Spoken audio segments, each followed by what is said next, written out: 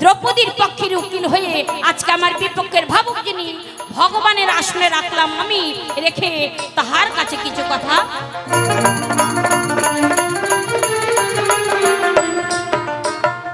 আমার নামটা শিখা মজুমদার, ময়নাগুড়ি নিবাস আমার হয়। শিখা মজুমদার নামটি বাদ দিলাম সভাতে জানায়।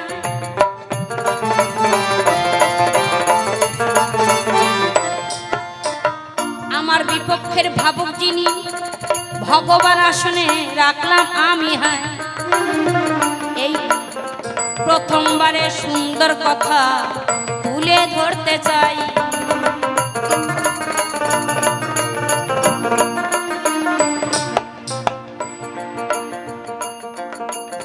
সত্য, ত্রেতা, দাপর এবং কলি। তাহলে আমি দ্রৌপদী, আমার স্বামী ভীম, অর্জুন, নকুল, সহদেব, যুধিষ্ঠির, 5 জন স্বামী। পাশা খেলায় আমার স্বামীরা হেরে গিয়েছে। সেখানে অনেক ঘটনা হলো, সেখানে যুদ্ধ করতে চাই না আমার স্বামীরা, অথচ যুদ্ধ করতে হলো কার কারণে? হে প্রভু, হে জনার্দন, তোমার কারণে আমার স্বামীরা যুদ্ধ করব। তুমি বললে হে অর্জুন, হে নকুল, হে সহদেব, তোমাদের কাছে চাই, বলতে চাই যুদ্ধ করো, আমরা আছি পিছনে, তোমাদের কোনো চিন্তা নেই। সেই যুদ্ধের মধ্যে যুদ্ধ হলো, সবাই বলে যায় যুদ্ধের মধ্যে স্বামীরাই আমার জিতেছিল।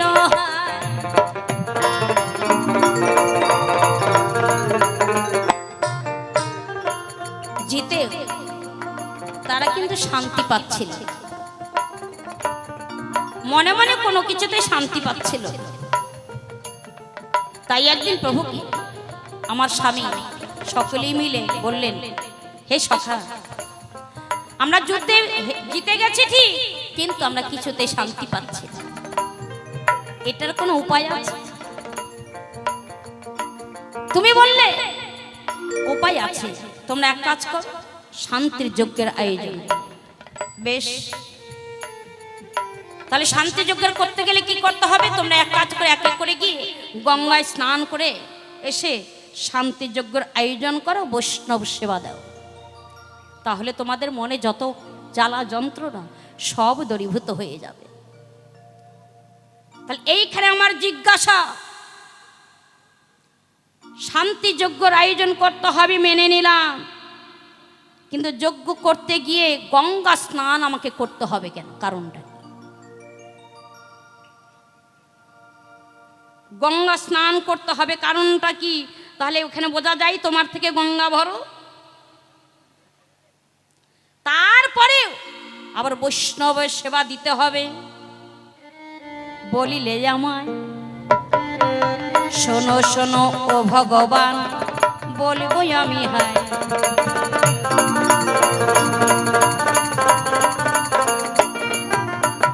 তাহলে বোঝা গেল তোমার থেকে গঙ্গা বড়, গঙ্গার থেকে বৈষ্ণব বড়। বুঝতে আমি পাই কে বড় ওগো জনার্দন, বলিবে আমার।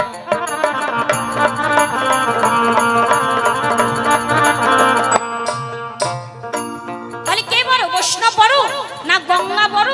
না হে ভগবান তুমি বলো। গঙ্গা যদি বড় হবে তাহলে জামুনি একজন মুনি ছিল, এক গ্রাসে তাকে খেয়ে ফেলেছে। কারণটা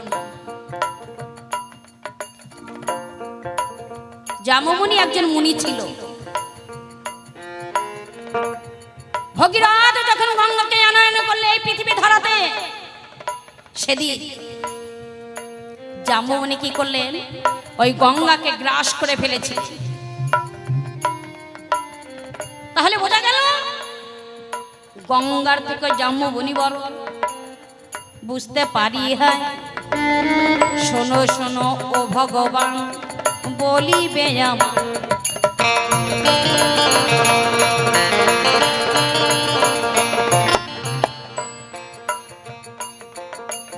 এক নম্বর জিজ্ঞাসা রইল, 2 নম্বর জিজ্ঞাসা কে বল?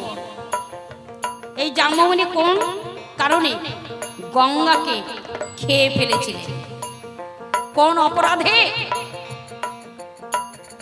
তারপরে তৃতীয়বারে হে দয়াময় বলতে আমি চাই, সূক্ষ্ম সূক্ষ্ম জবাব যেন ধর্ম সভায়।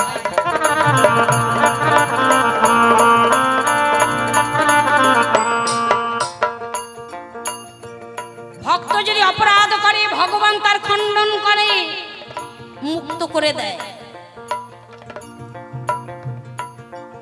ভগবান যদি অন্যায় করে মুক্তি পাবে কোথায়?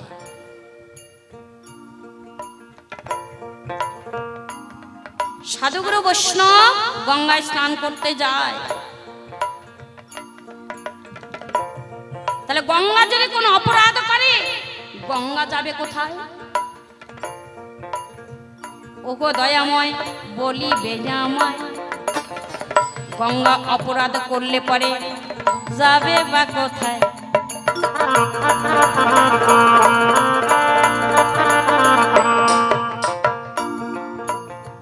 আচ্ছা, বছরে কবার গঙ্গা স্নান হয়? অনেকবার গঙ্গা স্নান হয়। কোন গঙ্গা স্নান করলে কোন পুণ্য হবে? বলি বেজাময় ইহার তত ওগো দয়াময় শুনিবারে চাই।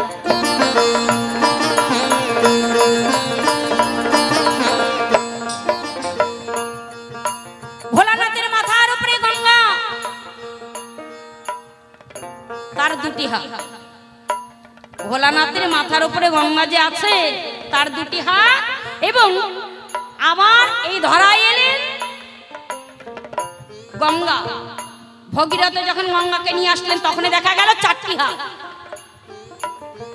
ইহার কারণ কি ওগো দয়াময় বলি বেজাময়, সত্য সত্য সূক্ষ্ম সূক্ষ্ম জবাব যেন পাই।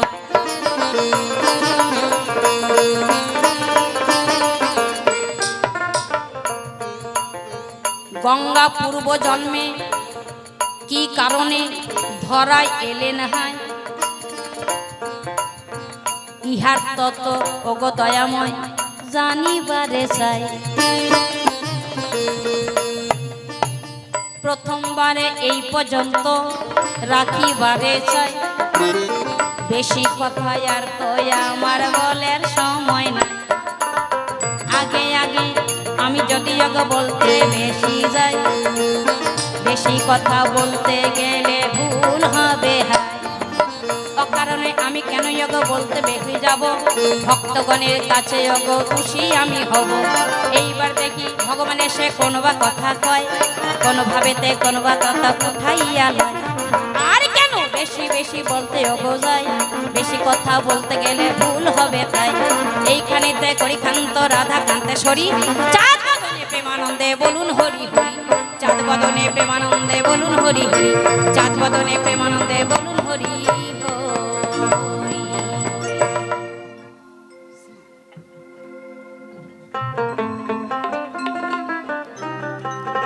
আজকে দাঁড়ালাম সভায়,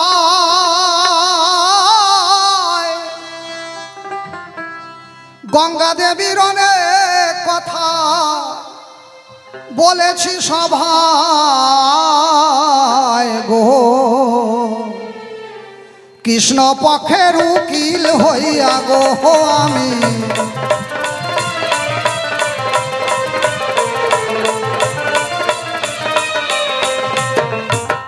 শোনো শোনো ও দ্রৌপদী ওগো সখী আমি তোমারে যাই কইয়া, এই বারুণী স্নানের মাহাত্ম্য একটু তোমায় দেই বলিয়া।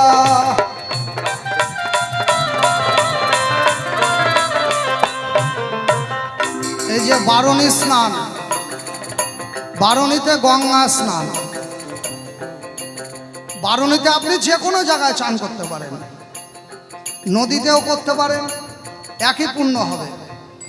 আপনার বাড়ির পাশে পুকুর থাকলে পুকুরেও করতে পারেন, একই স্নান হবে, একই পুণ্য হবে। বিলেও করতে পারেন, আবার গঙ্গা, যমুনা, সরস্বতী, গোদাবরী, মহানন্দা যে নদীতেই করেন না কেন পুণ্য আপনার একই হবে। কারণ জলের দেবতার নাম হচ্ছে বরুণ দেব। জলের দেবতার নাম হচ্ছে বরুণ দেবকে বলা হয় জল, জলের দেবতা। অরুণ দেব মানে সূর্য, পবন দেব মানে বাতাসের দেবতাকে বলে পবন দেব।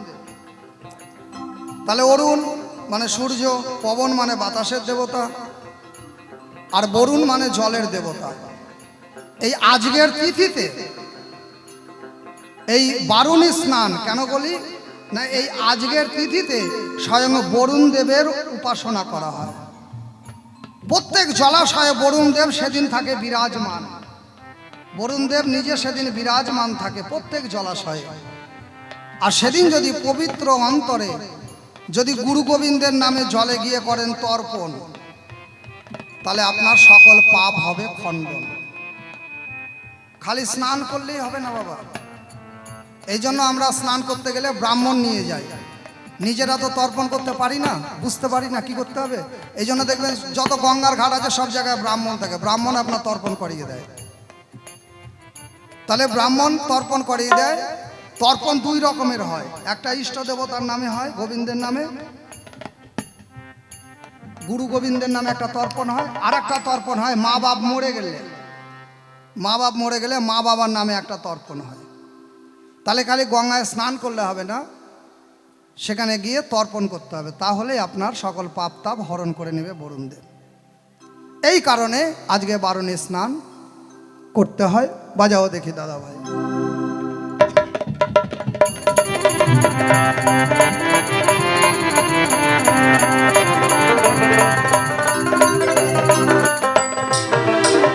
অগ শোন শোন প্রাণ সখী,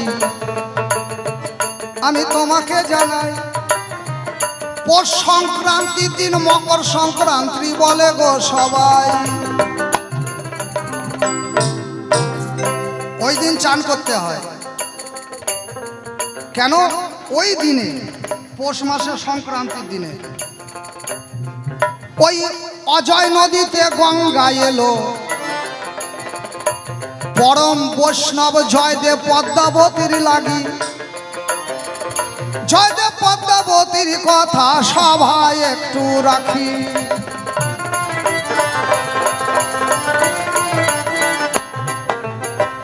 আচ্ছা, জয়দেব পদ্মাবতীর নাম শুনেছেন তো? এই যে জয়দেবের মেলা হয় যে বীরভূমে কেন্দ্রবিন্দু গ্রামে, এই জয়দেবে ওই নদীটার নাম হচ্ছে অজয় নদী, ওটা গঙ্গা নদী না। 12 মাইল হেঁটে বৈষ্ণব, তো পরম বৈষ্ণব জয়দেব গোস্বামী, জয়দেব গোস্বামী পরম বৈষ্ণব, তিনি প্রতিদিন গঙ্গায় যেতেন তর্পণ করতে। তাই মা গঙ্গা চিন্তা করলো একজন কৃষ্ণ ভক্ত বৈষ্ণব, বৈষ্ণবের পদরজ আমরা করি মস্তকে ধারণ, আর সেই বৈষ্ণব এত কষ্ট করে আসে, আমি নিজে যাব অজয় নদীতে। তাই মকর মানে কুমির, কুমিরের পিঠে করে পৌষ সংক্রান্তির দিনে অজয় নদীতে এসেছিল জয়দেব বৈষ্ণবের কারণে।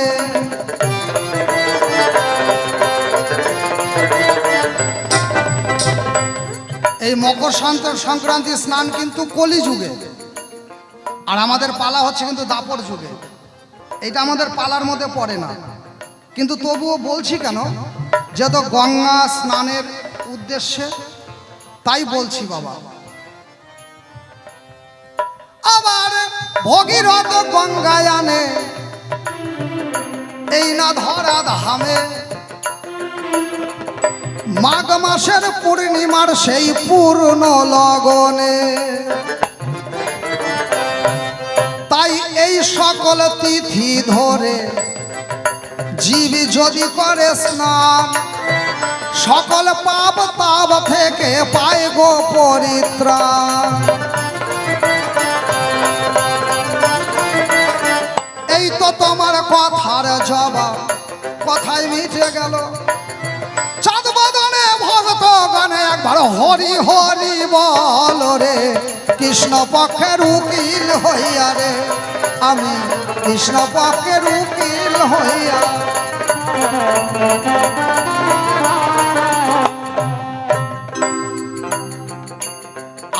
আরো অনেক জিজ্ঞাসা এর মধ্যে রয়ে গেছে, পরের বার এসে বলবো, একবারে এত বললে ভালো লাগবে না। এবার আমি একটু আমি এবার আমার সখীর কাছে কিছু জিজ্ঞাসা করি। বলো বলো সখী দ্রৌপদী, তোমার কেন পাঁচটা পতি? পাঁচটা পতি নিয়ে তুমি কেমনে থাকো সতী?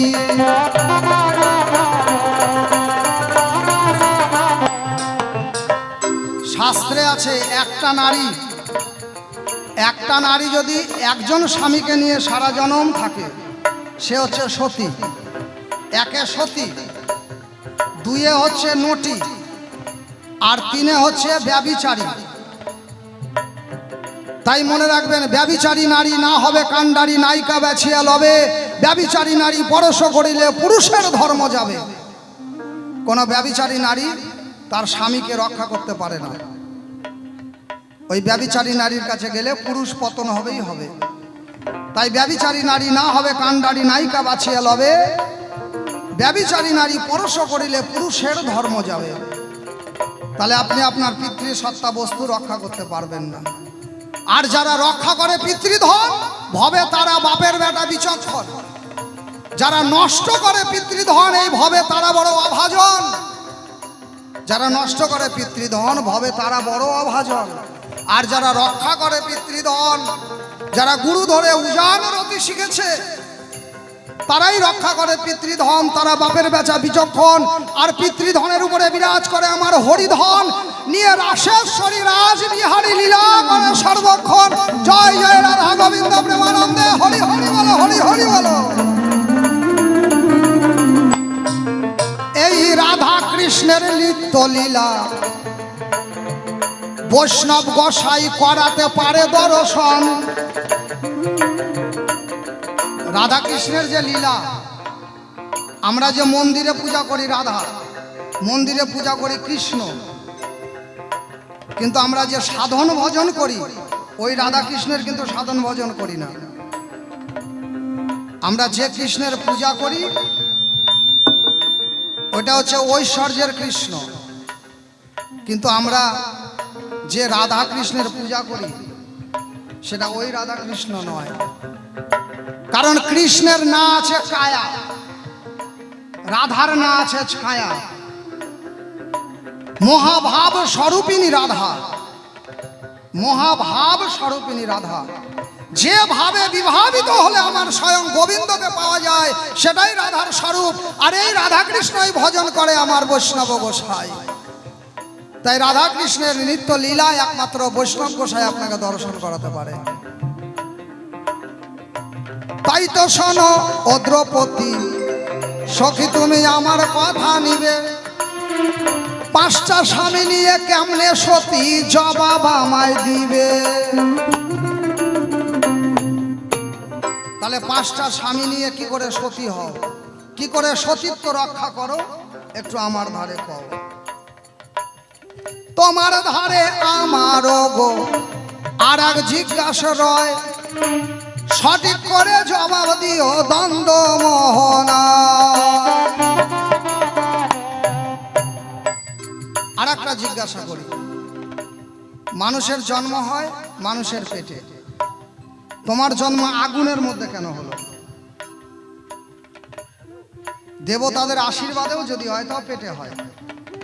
স্বয়ং ভগবান রামচন্দ্র রাজা দশরথের পুত্রেষ্টি যজ্ঞ করাতে যজ্ঞ চরু উঠেছিল।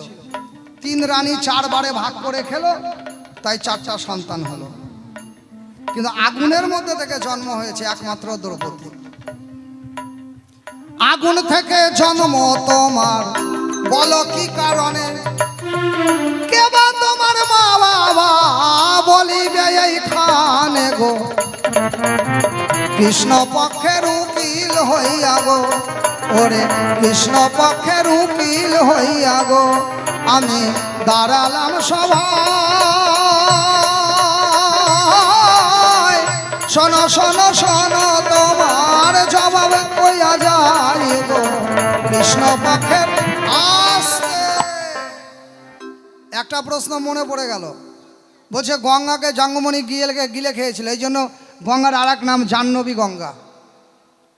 কারণ ভগীরথ যখন গঙ্গা নিয়ে আসে, সাগর রাজার 60,000 পুত্র যখন ধ্বংস হয়ে গেল কপিলমণির অভিশাপে, তখন কপিলমণির চরণ ধরে কাঁদতে লাগলেন সাগর রাজা যে হে মণিবর, আমার ভুল হয়ে গেছে, কিসে আমার সন্তানেরা হবে উদ্ধার। মণিবর বললেন, কপিলমণি বললেন, যদি গঙ্গাকে আনতে পারো, গঙ্গা যদি এই দিকে প্রবাহ হয়ে চলে যায়, এই ভস্যের উপর দিয়ে যখন গঙ্গা প্রবাহিত হবে, তখন তোমার এই সন্তানগুলো আবার জীবিত হবে। তাই সেই বংশে জন্ম নিয়েছিল ভগীরথ। ভগীরথ যখন গঙ্গা আনতে গেলেন, গঙ্গা কোথায় ছিল না ব্রহ্মার কুমণ্ডলে ছিল গঙ্গা। তাই গঙ্গা যদি পৃথিবীতে আসে, খরস্রোতা গঙ্গার প্রভাবে পৃথিবী ধ্বংস হয়ে যাবে। তাই তখন সেই ভগীরথ শিবের ধ্যান করতে লাগলেন। শিব যদি মস্তকে করে ধারণ, তবেই রক্ষা করা সম্ভব নয় কোনো কারণ। তাই যখন শিবের ধ্যান করলেন, শিব খুশি হয়ে ভগীরথকে কথা দিলেন। তাই কুমণ্ডল থেকে ব্রহ্মার শিব মাথায় নিলেন, শিবের মাথা থেকে গঙ্গা যখন এই পৃথিবীতে পতিত হলেন। শঙ্খ বাজিয়ে ভগীরথ আগে আগে হেঁটে যাচ্ছে, গঙ্গা পেছনে পেছনে যাচ্ছে। সেই জাহ্নবীর আশ্রম যখন গঙ্গার প্রভাবে ভেসে যায়, সেই গঙ্গা স্রোতে ভেসে যায়, তখন সেই মণি রাগের চোটে ক্ষোভে, তার এতই সাধনার বল ছিল যে গঙ্গাকে চুমক মেরে গিলে খেয়ে নিয়েছিল। তখন ভগীরথ তার চরণ ধরে কাঁদতে লাগে, বলে আমার বংশ নিবংশ হয়ে যাবে, ঠাকুর তুমি কৃপা করো, মণিবর তুমি কৃপা করো। আজ 60,000 সন্তান তারা ভস্মীভূত হয়ে আছে, মানে ছাই হয়ে আছে, তাদের উদ্ধারের কারণে আমি গঙ্গা এনেছি। তাই ভগীরথের নর্মতা ভদ্রতা সাধনায় সন্তুষ্ট হয়ে মণিবর আবার জাং কেটে সে গঙ্গাকে আবার বের করে দিলেন। তাই গঙ্গার আর এক নাম হচ্ছে জাহ্নবী গঙ্গা। এই তো তোমার কথার জবাব কথায় মিটে যায়, তবে আর কেন বেশি কথা বলতে যাব তাই। তবে থাক আর বেশি কথা বলবো না, অল্পের মধ্যে ভাবছি ক্ষান্ত করবো কিনা। তবে আর কেন আমি বলি বেশি বলে কেন আমি হতে যাব দোষী। এইবার দ্রৌপদী সভাতে আসিবে, আমার কথার জবাব দিয়ে যাবে। দেখি কোনভাবে কোন কথা কেমন করে কয়, কোনভাবে কার দেয় ভাবের পরিচয়। আসরে সুন্দর মাইক সাউন্ড, যাহার কথা আবার বলিতে বাউন্ড। আসরে সুন্দর মিউজিক সম্প্রদায়, ভালো ভালো মিউজিক সভাতে বাজায়। আছে কমিটির যত ভক্তবিন্দুগণ, কৃপা করে বসালো মধুর বৃন্দাবন। যেখানে সাধুগুরু বৈষ্ণবের হয় আগমন, সেই জায়গায় হয় যোগ নববৃন্দাবন। এই নববৃন্দাবন কমিটির আয়োজন, তাই কমিটির কাছে আমি ধন্যবাদ জানাই। তবে আর কেন বেশি কথা বলিবারে যায়, বেশি আর কথায় আমি বলবো না, অল্পের মধ্যে ভাবছি আমি ক্ষান্ত করবো কিনা। আমি সুরছন্দ তালে যদি মন্দ কিছু বলি, সাধুগুরু বৈষ্ণব সবাই দিবেন চরণ ধুলি। আসরে আছে যত মাতৃ জাতি, সকলের চরণেতে জানাই গো প্রণতি। আমি এইখানে আমার মতো ভাবসাঙ্গ করি। জয় জয় মা গঙ্গা পৃথিবী।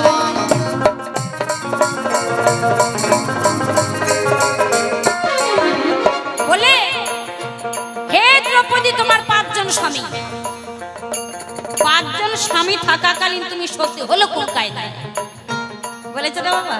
বাহ, বাল্যকালে 5ম বৎসরে যখন আমার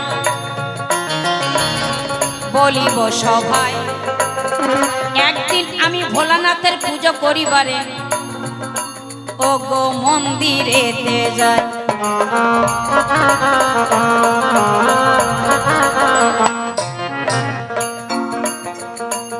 সেদিন ভোলানাথের মন্দিরে পুজো করতে গিয়েছিলাম। সেই ছোট্টবেলায় ভোলানাথের পুজো করে ভোলানাথের কাছে একবারের জায়গায় 5 বার আমি বলেছিলাম পতিঙ্গি দেহি পতিঙ্গি দেহি পতিঙ্গি দেহি পতিঙ্গি দেহি পতিঙ্গি দেহি। ভোলানাথ করে নাই দেরি, আশীর্বাদ করলেন তাড়াতাড়ি। আমি একবার যদি বলতাম পতিঙ্গি দেহি, ভোলানাথ আমায় একবারই আশীর্বাদ করতো। কিন্তু 5 বার বলেছি, 5 বার বলেছি, 5 বারই আশীর্বাদ করলেন। 5টা স্বামী হলো, এটা এক তত্ত্ব গেল। এবার 2 নাম্বার সেই মন্দির থেকে ফেরার সময় দেখতে পেলাম এক গাভীর পেছনে 5টা ষাঁড় ধাওয়া করছে। বেদবতী নামটি আমার ছিল গোহায়। সেই সময় আমি একটা দৃশ্য দেখিবারে পেলাম গোহায়।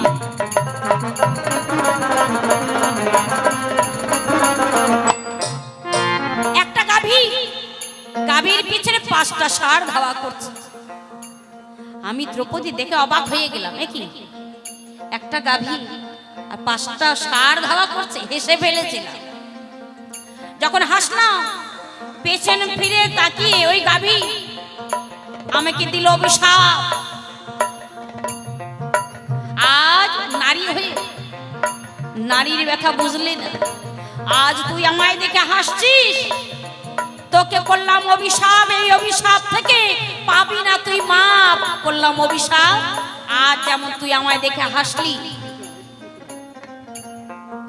কিন্তু তোকে ওই অভিশাপ করলাম, জগতের সবাই মিলে তোকে তাকিয়ে দেখে দেখে হাসবে, তোরও হবে 5 জন স্বামী। করলাম অভিশাপ, পাবি না তুই মা।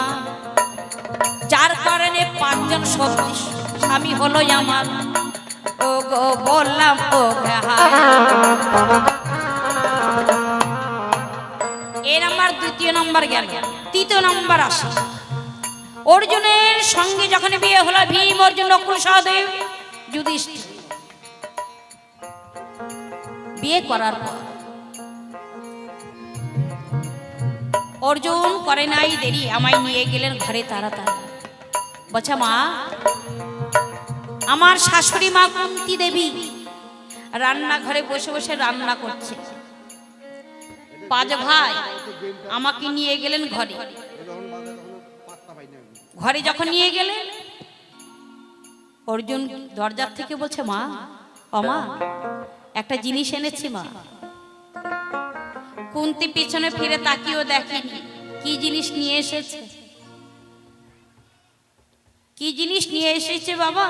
তোরা 5 ভাইয়ে ভাগ করে খা। কি এমন জিনিস এনেছিস বাবা? তোরা 5 ভাইয়ে ভাগ করে নে। অর্জুন অবাক হয়ে গেলেন, এ কি, ও মা, তুমি কি বলছো মা? একবার ফিরে তাকিয়ে দেখো। কুন্তী দেবী করে নাই দেরি, পিছনে ফিরে তাকিয়ে দেখছে, কি কিরে বাবা, এ আবার কোন নারী? কে? একটু পরিচয় দে। অর্জুন বললেন, মা, দ্রৌপদী তাকে নিয়ে এসেছে যুদ্ধে। সে অনেক কাহিনী বাবা। যুদ্ধে জিতে আমি দ্রৌপদীকে নিয়ে এসে তুমি বলেছো 5 ভাই ভাগ করে নিতে, এখন কি করা যায়? কুন্তী দেবী করে নাই দেরি, বলছে, বাবারে, আমি যেহেতু এই কথা বললাম, স্বয়ং ভগবান, হে ভগবান, তোমার মনে নাই সেদিন তুমি আমায় বলেছিলে যেহেতু মায়ের কথা অমান্য করা যাবে না, যার জন্য এক কাজ করো, দ্রৌপদীর সঙ্গে 5 ভাই মিলে সংসার করো। এ হলো 4 নম্বর তত্ত্ব। এই দ্রৌপদীর অনেক তত্ত্ব রয়েছে বাবু, 5 জন স্বামী। 5 নম্বর তত্ত্ব, এক এক স্বামীর সঙ্গে যখন শয়ন কক্ষে যায়, 5 স্বামী একসঙ্গে যায় না, এক এক করে স্বামী আমার ঘরে যায়। যাওয়ার পরে আমি একটা অসিব্রত সাধন করেছিলাম। সেই অসিব্রত সাধন করাকালীন, যেমন নদীর ওপারে তোমার বাড়ি, নদীর এপারে আমার বাড়ি, সে কায়দায় হয়ে গিয়েছিল বাবা। মাঝখানে একটা তরোয়াল থাকতো, সেই তরোয়ালই হচ্ছে একমাত্র অসিব্রত সাধন। এই তরোয়ালের উপর দিয়ে একটা কোনো যদি মশা মাছি যদি পড়ে, দ্বিখণ্ডিত হয়ে যায়, সে আর থেকে থাকে না। সেই স্বামীর সঙ্গে আমি সহবাস তো দূরের কথা, আমার এই দেহের মধ্যে স্পর্শ কোনো স্বামী করে নাই। সেই অসিব্রত সাধন সেখানে আমি করেছিলাম, যার ফলে 5 জন স্বামী থাকাকালীন আমি দ্রৌপদী, আমি সতী হয়ে আছি। শোনো শোনো ও ভগবান, তোমারে জানা,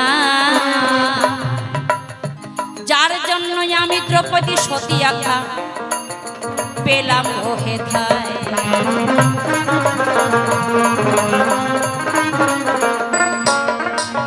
দ্বিতীয় নাম্বার জিজ্ঞাসা তুমি আমার ধারে গো করেছিলে, হায়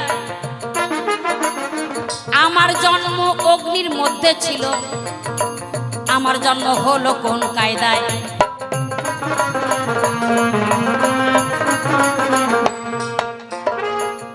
এটা তো গেল দাপর যুগের ঘটনা, কিন্তু ত্রেতা যুগে আমি দেবহতী নামে ছিলাম সেথায় ও গোহায়। আমি সদা সর্বদা বিষ্ণুর আরাধনা করেছিলাম, আমি বলিলাম সভায়। আমি দ্রৌপদী বেদবতী নামে ছিলাম। সেদিন মনে মনে চিন্তা করলাম বিষ্ণুর একমাত্র আরাধনা করব। আমি বিষ্ণুকে স্বামী বলে মেনে নিতে চাই, আমি স্বামী বলে পেতে চাই। হে দয়াময়, তুমি আমায় কৃপা করো, তুমি যেন আমার স্বামী হও। সাধনা করত, সাধনায় বসছে, এমন সময় লঙ্কা অধিপতি রাবণ আমারে দেখতে যোগ পায়। দেখা মাত্র আমার সামনে আসিল তথায়।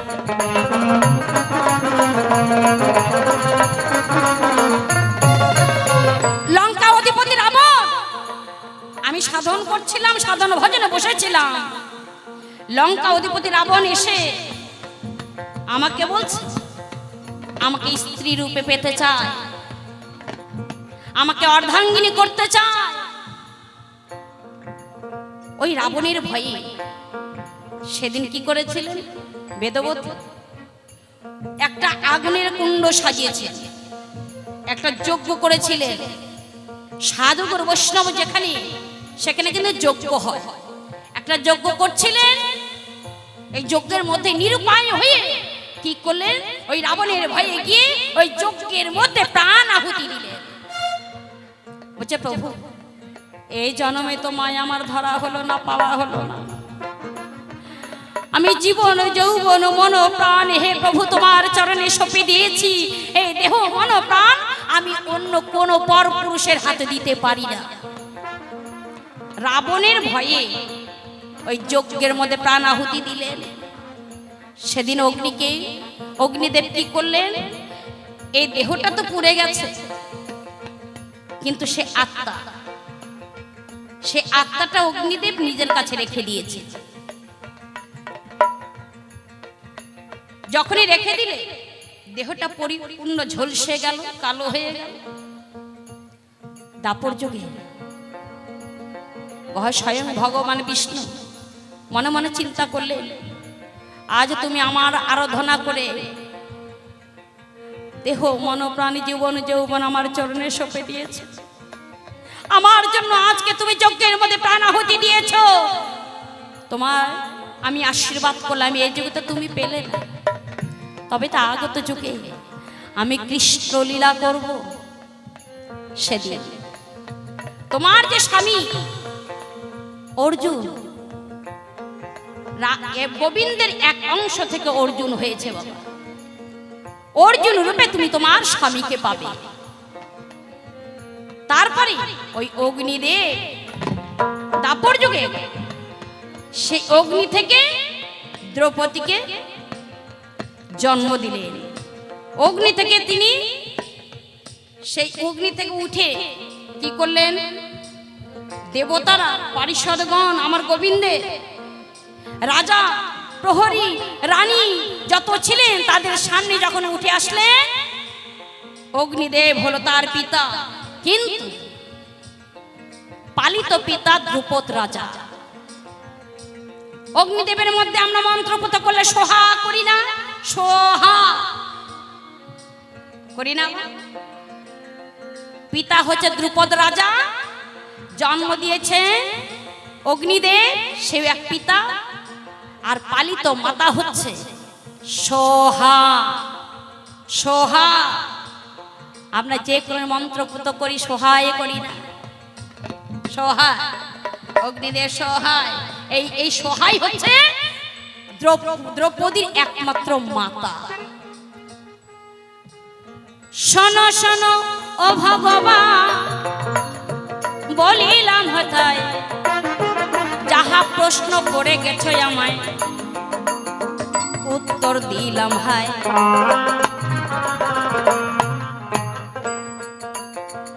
এইবারেতে তোমার কাছে আমি বলিবারে চাই, তোমার বারবার কেন গঙ্গা স্নান করতে হয়, ইহা তত্ত্ব জানিবারে চাই।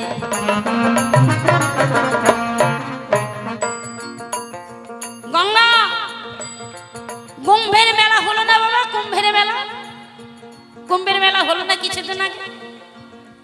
12 বছর পর সেই কুম্ভের মেলা অনেকে যেতে পারে, অনেকে পারে না। আচ্ছা, যাদের টাকা পয়সা অর্থ করি নেই, যারা যেতে পারে না, তাদের স্নান হবে না? তারা কি গুরু গোবিন্দের কৃপা পাবে না? এটার মধ্যে কোন তত্ত্ব লুকিয়ে আছে, একটু জবাবটা ভালো করে দেবে কেমন? গঙ্গা স্নান করতে হয়, মানলাম। গঙ্গা স্নানে সাধুগুরু বৈষ্ণব যায়, এটাও মানলাম। কিন্তু গঙ্গার পুত্র ভীষ্ম, গঙ্গা নাকি সকলকে কৃপা করে বাবা, গঙ্গার জন্য সকলে পবিত্র হয়। তাহলে ভীষ্ম সরসজ্জায় তার মৃত্যু হলো, কারণ কি গোহা? সে কেন পবিত্র হলো না, তুমি বলিবে আমায়।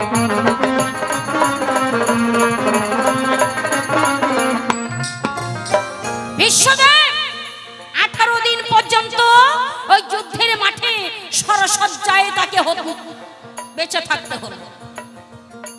কারণটা কি? তাহলে মা গঙ্গা হয়ে, আচ্ছা সে তো মা নাকি? শান্তনু রাজা তারই স্বামী, শনিবারে পায়। স্বামীর কথা কেন মানলো না? এক এক করে সন্তান জন্ম নেবার সময় ভাসিয়ে দিল, বলিবে আমার।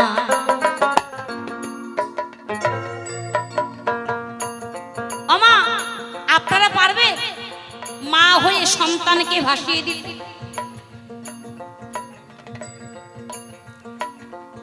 তাহলে মা হয়ে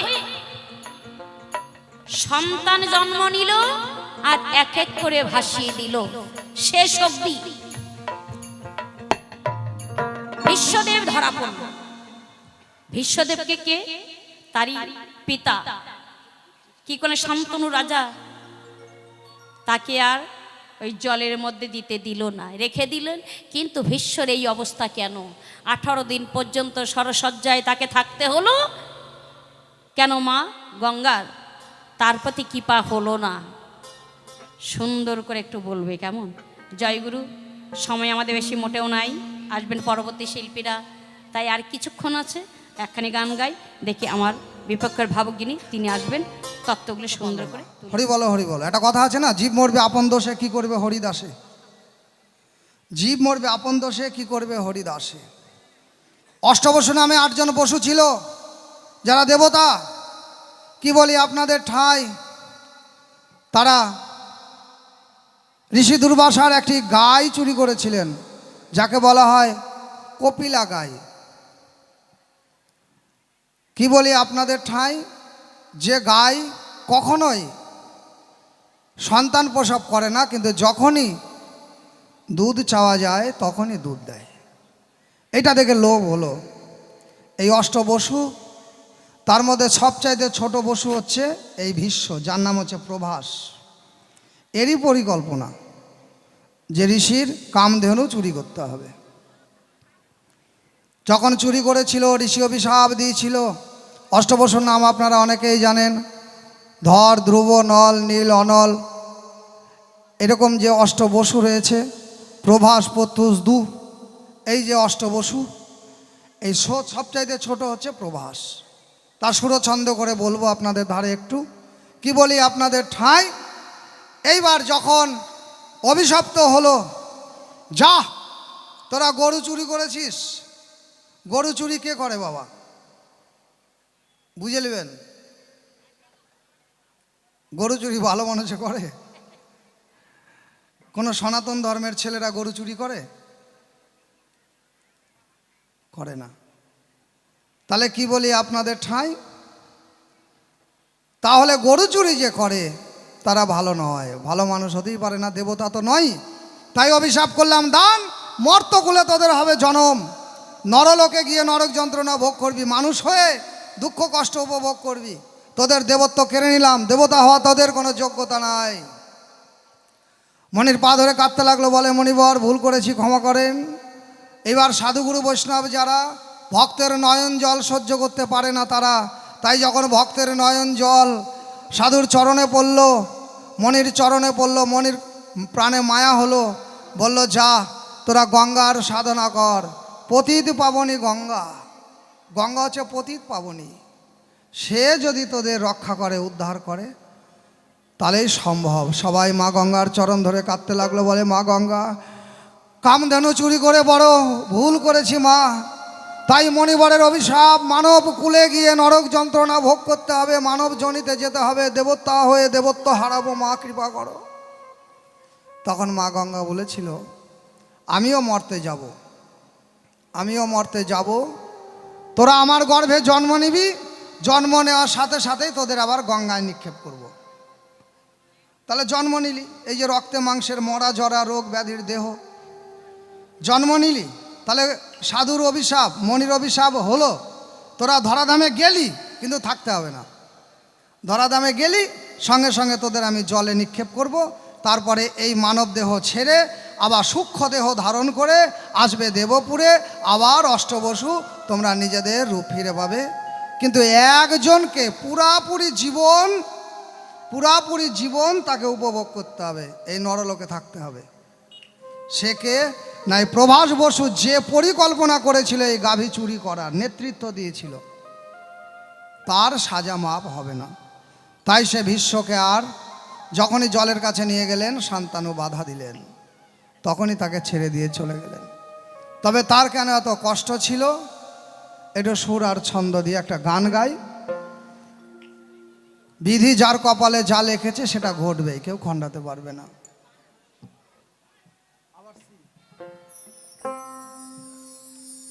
ও বিধি যার কপালে জালে খাছে রে, ওরে দুঃখ কান্দিলে কি যায়,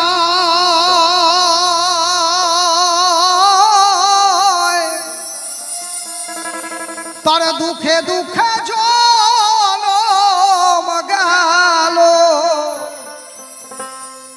সুখ পাবে কোথায় রে, যার কপালে জালেই খাছে রে বিধি, যার কপালে জালেই খাছে রে।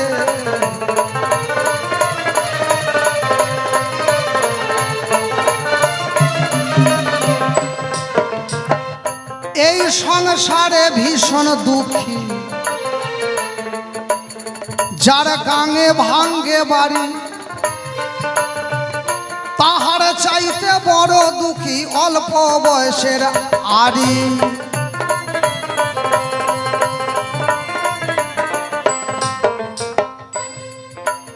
যার নদীতে রিভার কম, যদি কারো গাঙে বাড়ি ভাঙে, পূর্ববঙ্গের মানুষ নদীকে বলে গাং, মানে যার নদীতে বাড়ি ভাঙে তার মতো দুঃখ নাই। আপনার ঝড় বৃষ্টি ভূমিকম্পে বাড়ি ভাঙলে তার চাইতে বড় দুঃখী অল্প বয়সের আড়ি। অল্প বয়সে যদি কারো স্বামী মারা যায় বা যদি কারো স্বামী ছেড়ে চলে যায়, তার মতো দুঃখ নাই। এই গানটা আমার শুধু দুঃখেরই গান, এই গানের উপরে কোনো দুঃখের গান হয় না বাবা, শোনেন তাহলে বুঝতে পারবেন। এ সংসারে বড়ই দুঃখী যার নদী ভাঙে বাড়ি, তাহার চাইতে বড় দুঃখী অল্প বয়সের আরি। কারো কোলের ছেলে মারা গেলে তাও তো দুঃখী হয়, কোলের ছেলে মারা গেলে তার দুঃখী মতো নাই। তাহার চাইতে বড় দুঃখী বাঁঝা দুনিয়ায় রে, যার কপালে জালেই খাছে রে।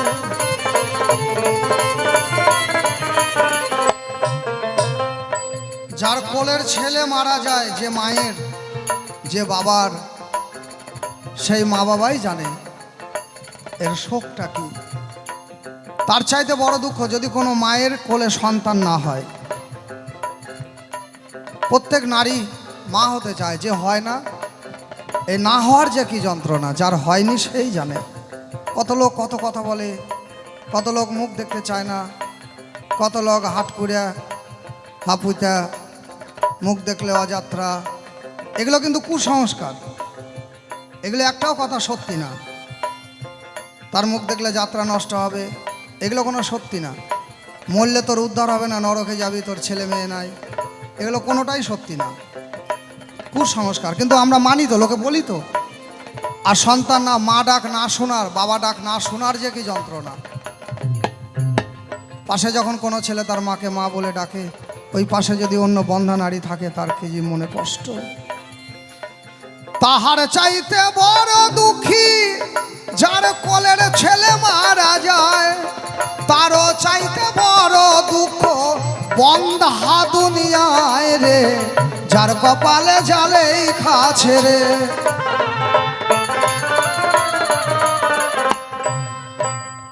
আবার এ সংসারে ভীষণ দুঃখী,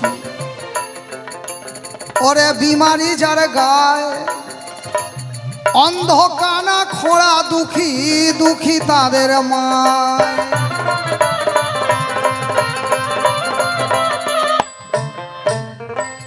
যদি কোনো ছেলে অন্ধ হয়, এই পৃথিবী সে দেখেনি কেমন, তার যে কি দুঃখ। পঙ্গু হলে মানুষ, যে তার কি দুঃখ। আর একই দুঃখ তার মায়ের, সন্তানের যা দুঃখ, সন্তানের দুঃখে মা সম দুঃখী। আবার সুন্দর দেহ আছে কিন্তু বিমারি, অসুখ দিয়ে ভর্তি। সুন্দর দেহ, অল্প বয়স, কিন্তু দেহটাকে ভোগ করতে পারে না, রোগ ব্যাধিতে জর্জরিত। ডাক্তার বলেছে আর বেশি দিন বাঁচবে না, বেঁচে থাকতেই জেনে গেছে তার মৃত্যুর ডেট কত। বেঁচে যাচ্ছে কিন্তু জেনে গেছে, ডাক্তার বলে দিয়েছে 3 মাসেরও বেশি লাস্টিং করবে না। এর যে মনে বেঁচে থাকতে মরে যাওয়ার যন্ত্রণা। তাই এ সংসারে বড়ই দুঃখী বিমারি যার গায়, অন্ধকারা ঘোড়া দুঃখী, দুঃখী তাদের মায়।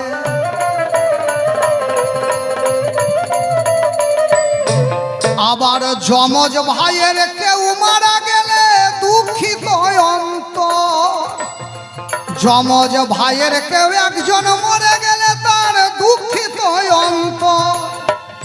তাহার চাইতে বড় দুঃখ, তাহার চাইতে বড়ই দুঃখ 200 দিনের ঘর রে, যার কপালে জালেই খাছে রে, বিধি যার কপালে জালেই খাছে রে।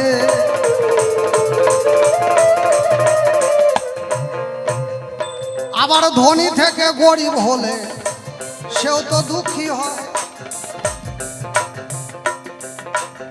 আবার তার চাইতে বড় দুঃখী বিমাতা যার রয়। ছোটবেলায় যদি কারো মা বাবা মরে যায়, মা বাবার ভালোবাসা যে পায়নি, সে আসল ভালোবাসা কি এটাই বুঝতে পারেনি জীবনে। যত ভালোবাসা পেয়েছে জীবনে, সব ভালোবাসার মধ্যে স্বার্থ আছে। ছোটবেলায় যার মা বাবা মারা গেছে, আসল নিঃস্বার্থ ভালোবাসা যে কি এটা সে জানতে পারেনি, কারণ মা বাবা ছাড়া এই ভালোবাসা কেউ দিতে পারে না। তাই বলছে শিশুকালে মা বাপ মরলে সেও তো দুঃখী হয়, আবার তাহার চাইতে বড় দুঃখী সৎ মাতা যার রয়।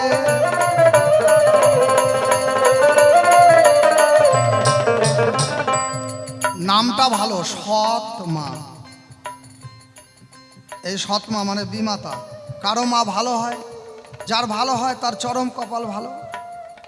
আর যদি কোনো খারাপ হয়, কোনো সৎ মা যদি খারাপ হয়, তার কপালে শনি বাবা কষ্ট আছে।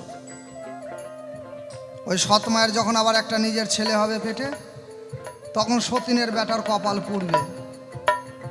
বাংলাদেশে এমনও ঘটনা ঘটেছে যে সতীনের বেটাকে কাইটিয়া মাংস করে স্বামীকে দিয়ে খাইয়েছে। এত নিষ্ঠুর হতে পারে। তাই বলছে,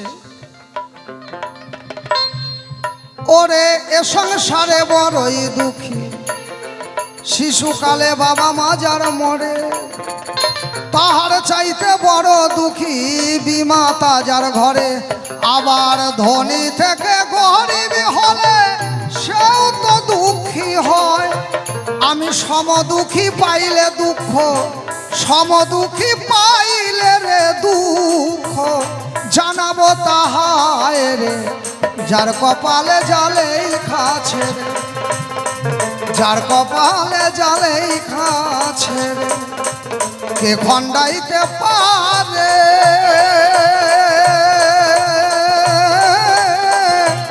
দুঃখে দুঃখে জন্ম গেল, সুখ হলো না সংসারে, যার কপালে জালেই খাছে রে ও বিধি।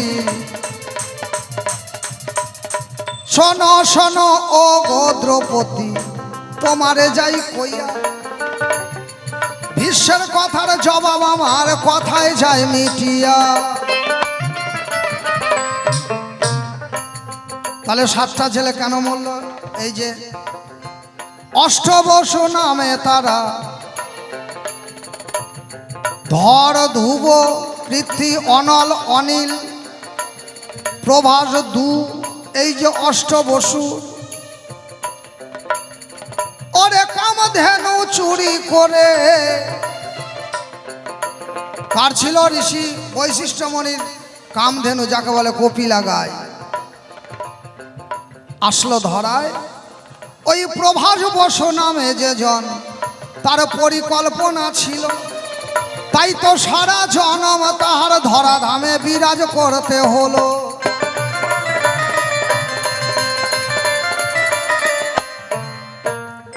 দেখেন কত কষ্ট। রাজার ছেলে হয়ে রাজ সিংহাসনে বসতে পারলো না, এই যে নরক যন্ত্রণা ভোগ করতে হবে। রাজার ছেলে ভীষ্ম, শান্তনু রাজার ছেলে, কিন্তু মা গঙ্গার ছেলে, তবুও সিংহাসনে বসতে পারলো না। জীবনে বিয়ে করতে পারলো না, এমনকি নিজের আত্মীয়দের হাতে তার মরণ হলো। কিভাবে? গোটা শরীরে তীরে তীরে গোটা শরীর জরাজীর্ণ হয়ে গেল, তীরের বিছানা হয়ে গেল, তার উপরে শুয়ে থাকলেন, তবুও মরছেন না। তার কারণ কি জানো? একদিন ভীষ্ম কৃষ্ণের ধারে বলে, প্রভু আমি তো আগের জন্মে কোনো অপরাধ করি নাই, তবে কেন আমার এমন হলো বলো এই সভায়।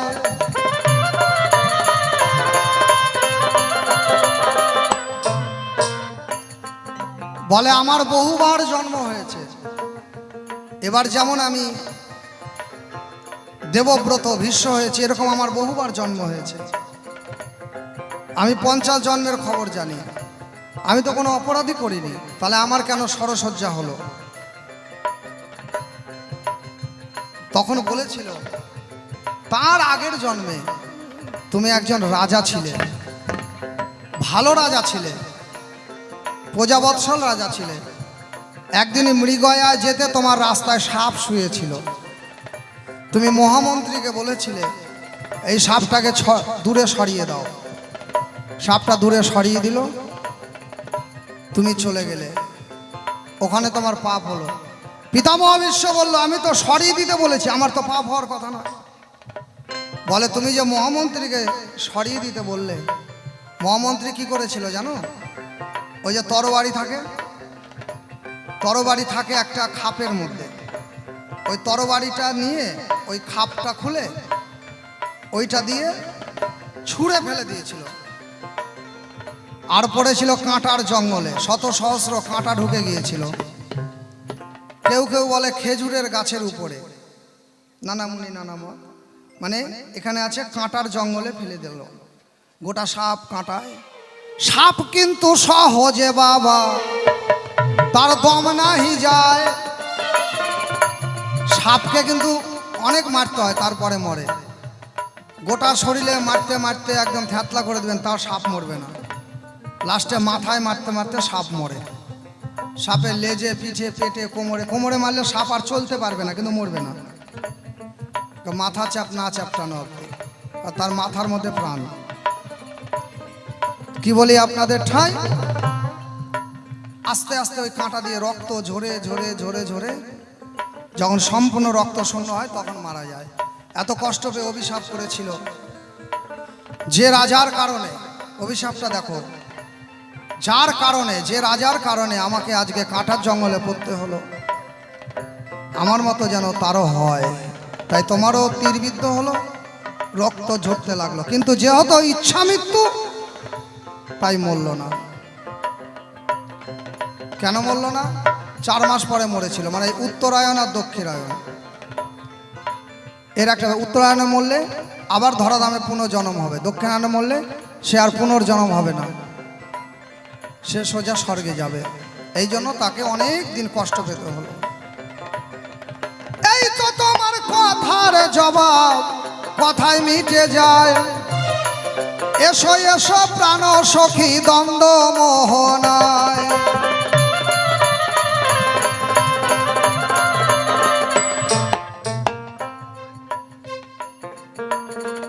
এইবারে পাশাপাশি দাঁড়াইয়া একটু মুখ দরজা গাবো। এইবার দ্রৌপদী কিবা বলে একটু শুনে নিব গো। যার কপালে জালেই খাছো, যার কপালে জালেই খাছে। হ্যালো, কোন সাগরে মানি তুমি রে, কোন বাগিচার ফুল তুমি আমার ময়নাটিয়া, ওই পরাণের বুলবুল হে। কোন সাগরের মানি তুমি হে, হায় হায়, কোন সাগরের মানি তুমি হে।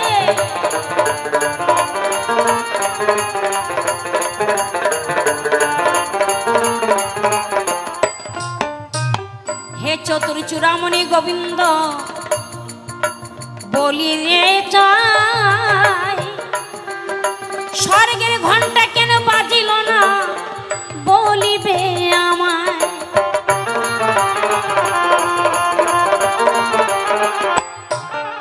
হে প্রভু, তুমি বললে হে দ্রৌপদী তুমি রন্ধন করে বৈষ্ণব সেবা দাও, তাহলে দেখবে ওই স্বর্গের ঘন্টা বাজবে।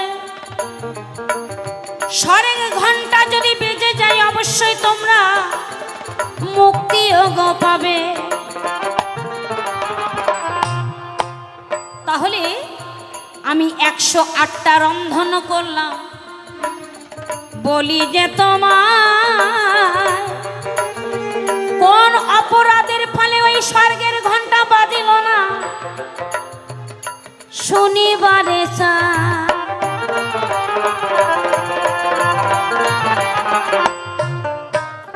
এসো এসো ওগো দয়াময়, সভাতে আসিবে, ইহার তত্ত্ব ভালো করে বলিবে সভাতে। শোনো শোনো গো বান্ধবী, আমার সখী দ্রৌপদী তোমারে জানাই। ওই যে 108 রকমের রন্ধনে তোমার অহংকার হয়,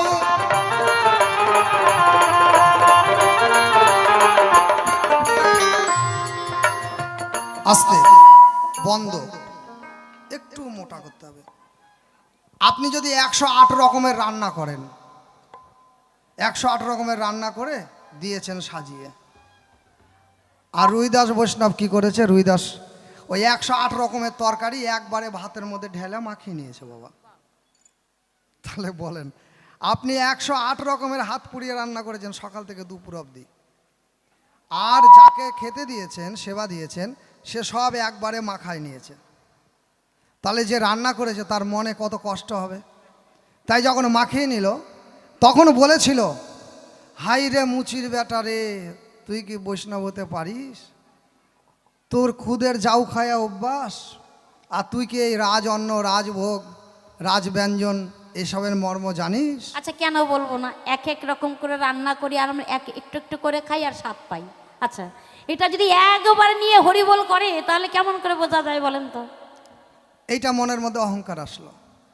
তখন রুইদাস বৈষ্ণব বলল, একবারে রুইদাস বৈষ্ণব জানতে পারছে দ্রৌপদীর অন্তরের ভাব। অন্তরের ভাব জানিয়া দ্রৌপদীরে ডাকিয়া দ্রৌপদীরে কয়, ওগো মা দ্রৌপদী, তোমার 107 রকমের তরকারি ভালো হয়েছে, কিন্তু মটরের ডালে লবণটা কম হয়। দেখেন জ্বালা, 108 রকমের তরকারি একসাথে মাখায় নিয়েছে, তার মধ্যে মটরের ডালে যে লবণ কম হলে এটা টের পেল কি করে? এইটা প্রমাণ করার তরে তখন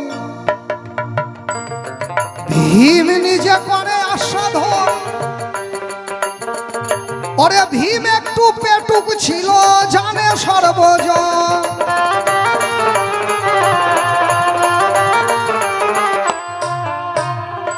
ভীম 100টা মানুষের সমান একা খেতে পারত, আর হাতে শরীরে 1600 হাতির শক্তি ছিল গায়ে। কোথাও 100 হাতির শক্তি এটাও পাওয়া যায়, কেউ কেউ আবার সহস্র আছে, শতকে সহস্র করে দেয়। তাহলে এত শক্তিধর আর ভোজন রসিক, মানে খেতে খুব পছন্দ করে, এই জন্য ভীমকেই দেওয়া হলো। তুমি যখন ভোজন রসিক, তাহলে সেবার স্বাদ তুমি পরিপাটি জানো। ভীম তখন মটরের ডাল খেয়ে বলছে, হ্যাঁ দ্রৌপদী, তোমার লবণ কম হয়েছে। আর অর্জুন এই যে প্রসাদ প্রসাদ বলে খাবো বলে ফেলে দিয়েছিল, তাই অর্জুনের পাপ হয়েছে। অর্জুন শোনায় আমার কথা নিবে, আবার ওই কুকুরকে আনিবে, ওই কুকুরের কাছে আগে প্রসাদ চেয়ে নিবে।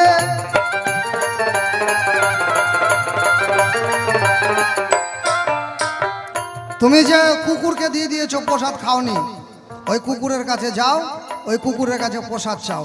অর্জুন বলছে, কুকুর তো খায়া পেটের মধ্যে নিয়ে নিয়েছে। বলছে, কুকুরের পা ধরে ক্ষমা চাও, ভিক্ষা চাও, কুকুর যদি একটু বমি করে দেয়। অর্জুন চিন্তা করছে, আগে আমি খুদের ভাত খাইলাম না, এখন কুকুরের বমি খেতে হবে, কিন্তু তাছাড়া বৈষ্ণব সেবা হবে না। হরিবল হরিবল। অর্জুন চলে গেল, সেই ফুল বাগানে গিয়ে দেখছে কুকুর নাই, তন্ন তন্ন করে এদিক ওদিক খুঁজতে খুঁজতে অস্থির হয়ে যায়। তারপরে স্বয়ং ভোলানাথ চিন্তা করে, আমি তো কুকুর বেশ ধরে গিয়েছিলাম, তাই আমি একটু ভক্তের কাছে আবার যাই। ভক্তের কাছে আবার যাই, গিয়ে ভক্তের কাছে কই, ভক্তকে এত পরিশ্রম করানো যাবে না, কারণ সে তো ভক্ত, নররূপে নারায়ণ, সে ভক্ত হয়ে এসেছে ধরাধামে, কি বলি আপনাদের ধারে। তাই ভোলানাথ কুকুর হয়ে এসে দর্শন দিলেন। কুকুরের পা ধরে এত কাঁদলে, একটু প্রসাদ দাও, একটু প্রসাদ দাও, দিল না। কুকুরকে ধরে নিয়ে গেলেন কৃষ্ণের কাছে। বলে, কৃষ্ণ উপায়? বলে, কুকুর বিড়াল এদের কাঁচা ঘাস খাওয়ালে বমি করে। এইবার তখন কাঁচা ঘাস এনে ওই কুকুরকে খাওয়ালো। আসলে কুকুর ছিল না, পরম বৈষ্ণব ভোলানাথ হলো। হরিবল হরিবল হরিবল হরিবল। তাই ওই ঘাস খেয়ে যখন বমন করে দেয়, তখন অর্জুন সকল লজ্জা ঘৃণা ভয় ছেড়ে হাঁটু গেড়ে বসে জিহ্বা দিয়ে ওই প্রসাদের উপরে জিহ্বার অগ্রভাগ ঠেকায় আস্বাদন করে। আর দ্রৌপদীকে বললেন, দ্রৌপদী, এটা অর্জুনের ছিল ভুল, আর তোমার ভুল হচ্ছে তোমার মনে অহংকার হয়েছিল। বৈষ্ণব সেবা দিয়েছো, বৈষ্ণব কিভাবে সেবা পাবে তার ব্যাপার। তোমাকে পরীক্ষা করার জন্যই আমি এই রকম আচরণ করেছি, কিন্তু তুমি পরীক্ষাতে পাশ করনি, ফেল করেছো। তোমায় আবার বৈষ্ণব সেবার করতে হবে আয়োজন। শোনো শোনো দ্রৌপদী, শোনো আমার বচন।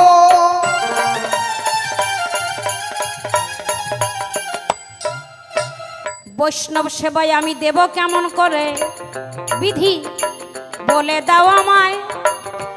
কেমন করে বৈষ্ণব সেবা দিলে বৈষ্ণব সেবা হবে, জানিবারে চাই।